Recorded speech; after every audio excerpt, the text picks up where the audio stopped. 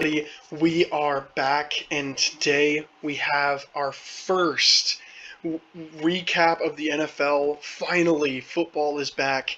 We're going to start with the Steelers recap, and then we're going to kind of go into our just overall Week 1 recap here. So first, to kind of kick it off, the Pittsburgh Steelers versus the Giants. Obviously, I'm doing the Steelers recap every single week, and I'll also do a weekly one every single week. Steelers. The reason I'm doing them, they are my favorite team. So if you want to skip ahead and just listen to the overall Week 1 recap, I'll put a timestamp in the description for that as well. So make sure you check. Make sure I say listen for the whole video, but if you want to just skip to the Week 1, I'll have that below. But let's jump into it. So Pittsburgh Steelers faced the New York Giants on Monday night. That was kind of how I expected the game to go, honestly. Big Ben was a bit rusty at first, kind of shook it off a little bit. He looked a lot better towards the end of the game, but at the beginning it was definitely some rust. So I feel like you can expect that for most teams for the first couple of weeks just because of everything with COVID. But you could definitely tell Big Ben felt a lot more comfortable. So he didn't. I mean, 3 touchdowns, 0 picks. That's a pretty good game. 229 yards. Wow. Not a crazy game, but pretty good. James Conner unfortunately did get hurt. Benny Snell came in and played pretty well. Honestly, my takeaway from the game is that the Steelers running backs are a bit iffy.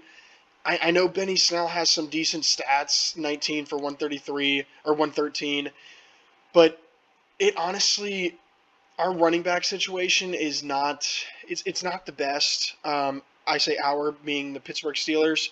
I'm not a huge fan of James Conner. I hate to say it because I like him as a person, but as a running back, we could definitely improve even with Benny Snell. I just think the Giants' run defense just did not play very well, and we were kind of running out the clock the final drive and a half. So I think those numbers for Benny Snell are a bit inflated. He did have a fumble that almost was recovered by the Giants, but Juju Smith-Schuster saved that. So that's probably my second biggest takeaway was just our running backs. We do really need to improve. We need to get some speed. I know we drafted Anthony McFarland, but the Pittsburgh Steelers desperately need some speed. They need a change of pace guy. They need a guy who can catch consistently. They need Le'Veon Bell back, honestly. I know he got hurt, but I know Le'Veon wasn't a burner, but he could do a little bit of everything, and he was really good at a little bit of everything. So, hey, if the Jets are going to trade him, I'd say go for him. But the other takeaway I had was Juju Smith-Schuster is back. He looked good. He wasn't spectacular. I know he had 2 touchdowns, but one of them was wide open, and then another one was pretty open. It was just a really good play call. But having Big Ben is really, really going to help him. I know he was excited to have Big Ben back, so that's great. Second biggest takeaway was Deontay Johnson is by far our number 2, and he is a beast. He is really good. I know 6 catches for 57. He got a lot of like underneath routes and comeback routes, but he is going to operate that underneath to middle of the field, and he does it really, really good. It's kind of sneak peek. I'm going to have him on my next video that's going to probably come out tomorrow of like top fantasy guys to pick up. He's going to be a person to watch. He's a great player. I've been high on him ever since we've drafted him. Chase Claypool had a really, really good catch. Eric Ebron surprised as a blocker, so that's always a big plus. I think he'll do a lot more in the passing game as the seasons go on. Biggest takeaway was our O-line was not good. Without DeCastro, I know he was hurt. I know we kind of shuffled people around. And I know Zach Banner, unfortunately, at this point in time, I think it's confirmed that he did tear his ACL. Very, very, sad to hear. Hope he makes 100%, 110% recovery as quickly as possible. But even when he was playing, our O-line was shaky without DeCastro. It wasn't. Luckily, the Giants don't have a great pass rush, but it was not very good, and that's going to be a huge question mark if DeCastro's out for long. it's going to be scary because our O line did not play very well. Honestly, all five of them. Pouncey was probably the best O lineman. I mean, DeCastro got driven back by Leonard Williams. I know it was more of a coverage sack, but our O line did not play very well. Our defense, so that's my biggest takeaway. O line desperately needs to improve a lot if we want to be Super Bowl contenders. Defense elite. Our defense played almost lights out. There was a couple drives that the Giants, I think, had a 19 play drive before Daniel Jones made a bonehead decision and tried to throw it as he was being chased down. So and then they threw up for a pick, but our defense was really good. T.J. Watt, as you can see here, he had the pick. He had the forced fumble that was not a fumble, but it should have been, but it would have been a touchdown for the Giants. So kind of glad it wasn't. So that's always good. So yeah, that's kind of my quick recap. I guess 6 minutes in. So for the Pittsburgh Steelers. Receivers look great. Big Ben shook off some rust. O-line needs to get a lot better. Our defense is really, really good. I do want to shout out Bud Dupree. He was a beast, especially against the run. So our defense looked great. So that's kind of, I believe that rounds out my recap for the Steelers. In terms of a quick thing, this is kind of my week 1/Giants recap. Darius Slayton is by far in my opinion, he looked by far the best New York Giants receiver. I would highly recommend picking him up in fantasy football. As you can see, he had 6 catches for 102 and 2 touchdowns. He was by far their best player, by far their best receiver. So, yeah, kind of another sneak peek. He'll be in my video as well. I hate to give them all away, but he looked really, really good. So now on to the other teams, the other week 1 recap. If my computer loads here, it's being very, very slow. I'm not going to do something for every single team. Just kind of going to quickly go over my highlights and lowlights, I guess. So first one, if you watch the Thursday night game, the Chiefs, they're by far, them and the Ravens are by far the best teams in the AFC 1 and 2. I think it's pretty clear. The Steelers are unfortunately, in that second tier. The Ravens blowing out the Browns 38-6. Then the Chiefs, that score makes it look a lot closer. The Chiefs, they had that touchdown that was dropped. They look like, once they figure out what you're doing on defense, it doesn't really look like they can be stopped. That's why I have them. Chiefs and Ravens by far number 1 in 1A and 1B, kind of in the AFC. That was my kind of biggest takeaway from the AFC portion. The second one was the Patriots. I know a lot of people are probably saying this, but they are still a very, very good team, and they look completely different. I know they were definitely more run heavy towards the end of last year and the year before because Tom Brady wasn't as good, but they are just a completely different team with Cam Newton. 15 carries, 75 yards, 2 touchdowns, 15 carries for a quarterback. They were doing some designed runs for Cam Newton, like several, and it wasn't just like him taking off. They could be like Cam Newton's first 3 years with the Panthers, which is so crazy to think, being the Patriots, because you're so used to them having Tom Brady. So that was my biggest takeaway is their defense is, I know it's the Dolphins, but their defense is still really good, even with their opt-outs. Their secondary is probably the best in the league, and their offense is completely different, but I like it. It's like a scary kind of completely different. It's pretty good. Next one, right above it, is Aaron Rodgers is not washed.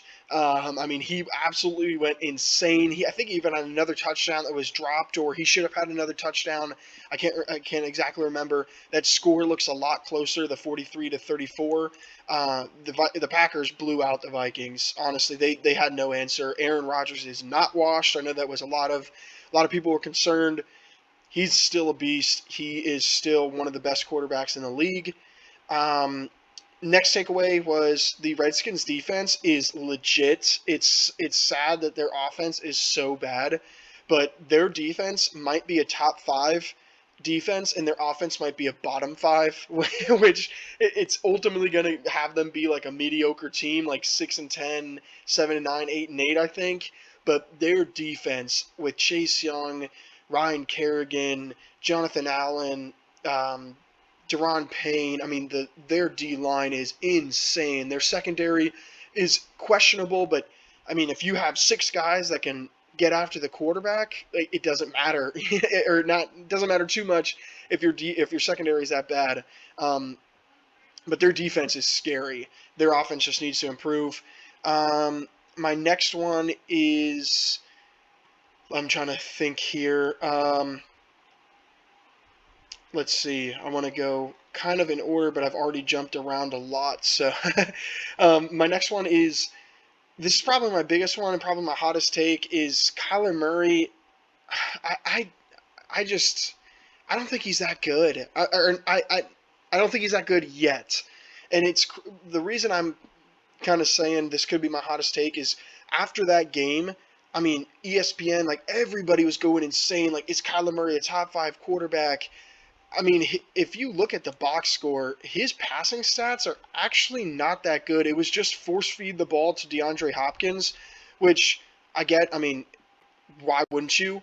But 230, 26 of 40, 1 touchdown, 1 interception, like, that's average. Like Jimmy G played better than Kyler Murray passing wise. Not obviously, definitely not. I think that's kind of why everyone is freaking out. Is Kyler Murray can add 13 carries for 91 yards and a touchdown, but as a quarterback, not necessarily as like a dual threat runner, he really didn't impress me too much. That's why I'm kind of just pump the brakes on him a bit.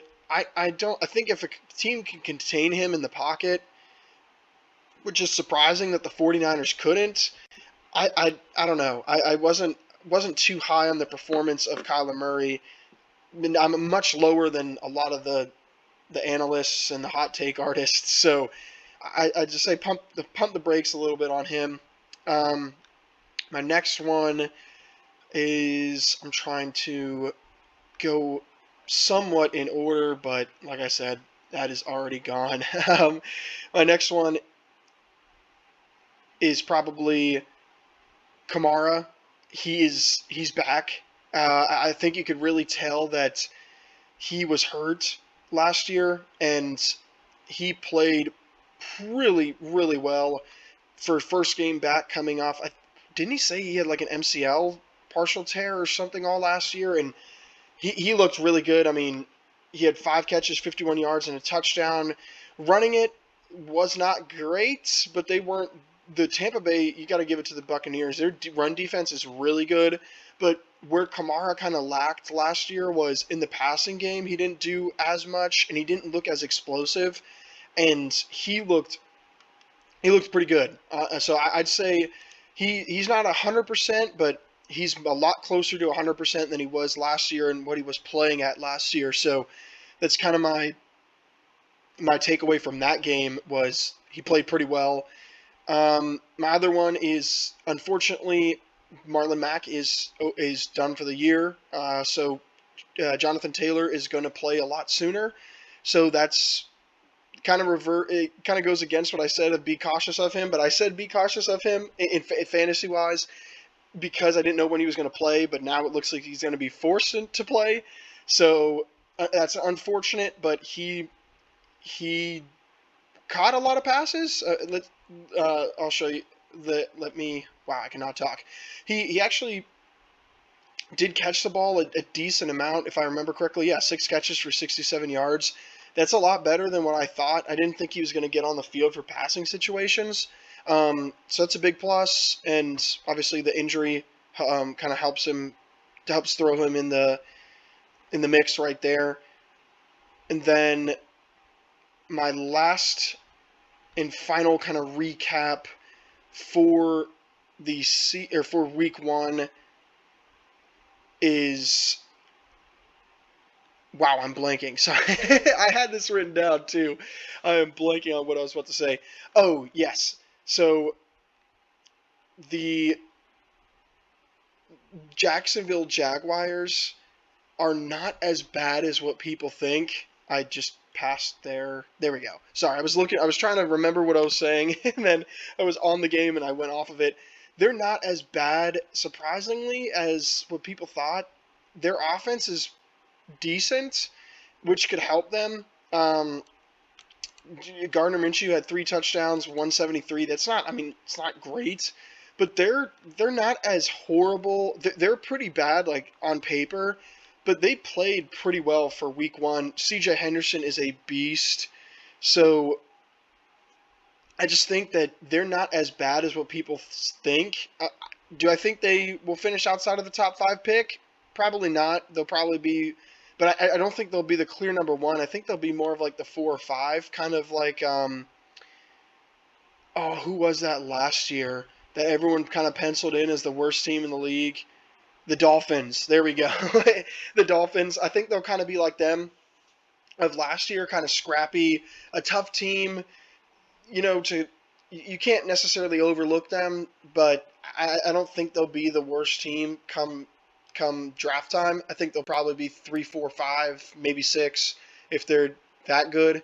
But yeah, they surprised me, and that's kind of my last takeaway of the Week 1 recap.